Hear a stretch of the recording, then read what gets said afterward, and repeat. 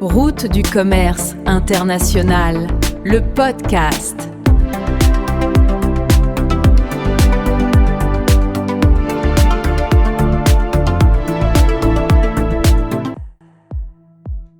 Bienvenue sur Route du commerce international, votre podcast.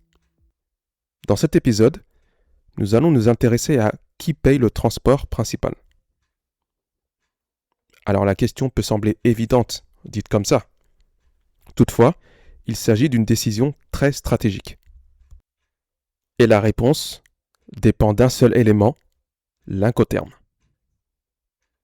En effet, selon l'Incoterm choisi, le transport devra être payé par l'une ou l'autre des parties au contrat. Plusieurs facteurs vont influer sur le choix de l'Incoterm. Le pouvoir de négociation, l'expérience logistique et le montant des coûts.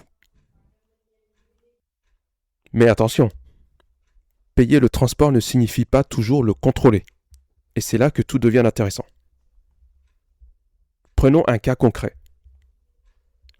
Imaginons que nous travaillons dans une entreprise française qui achète des produits du Qatar. Deux options se présentent alors.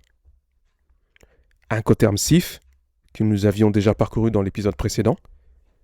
Le fournisseur qatari paye le transport principal jusqu'au port d'arrivée.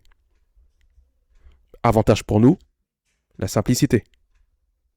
Inconvénient, on a peu de contrôle sur le coût réel et sur la marge faite sur nous.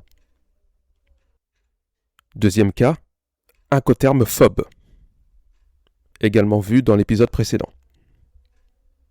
Cette fois-ci, toujours dans notre société française, nous allons devoir prendre en charge le transport maritime. Avantage, nous contrôlons les coûts et les prestataires choisis.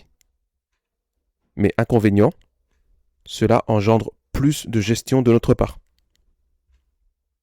Ainsi, celui qui organise le transport principal peut à la fois choisir le transitaire, négocier les prix et optimiser les délais. Ce qui change tout car dans certains cas, payer moins cher à l'achat semble un gain d'argent sur l'instant, mais peut engendrer plus de frais en bout de ligne. Et beaucoup d'entreprises choisissent un Incoterm sans forcément réfléchir aux conséquences, ou parfois simplement par méconnaissance. Elles se retrouvent donc à devoir gérer des frais cachés, un manque de visibilité sur l'expédition, et parfois une dépendance aux fournisseurs.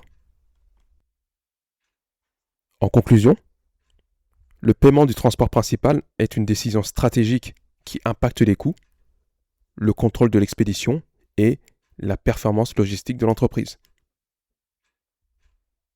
Dans le prochain épisode, nous découvrirons certains des documents indispensables pour transporter une marchandise à l'international.